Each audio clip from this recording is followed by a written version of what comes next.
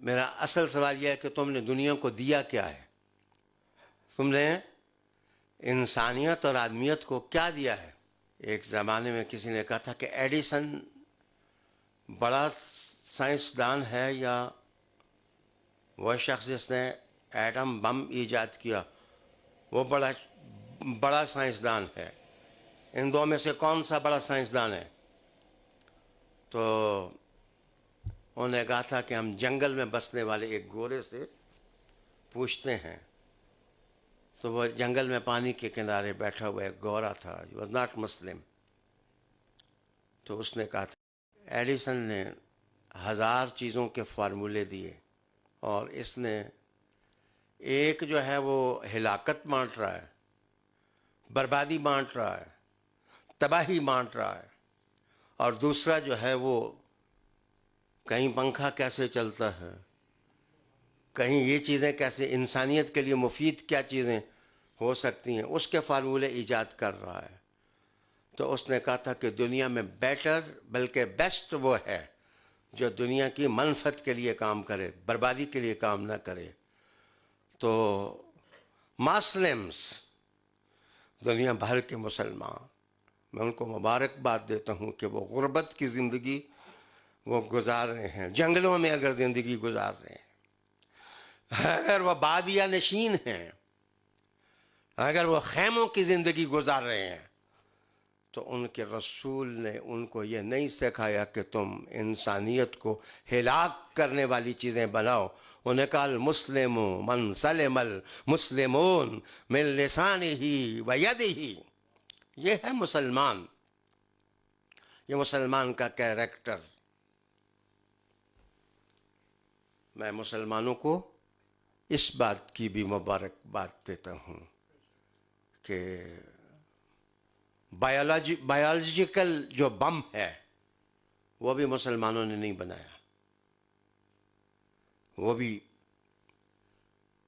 ایک ایسے ہاتھ سے بنا ہے جہاں یقین، فیتھ اور آسمانی مذہب کے ساتھ تعلق رکھنے کا نام و نشان نہیں.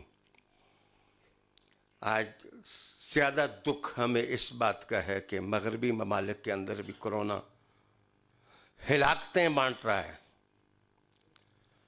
لیکن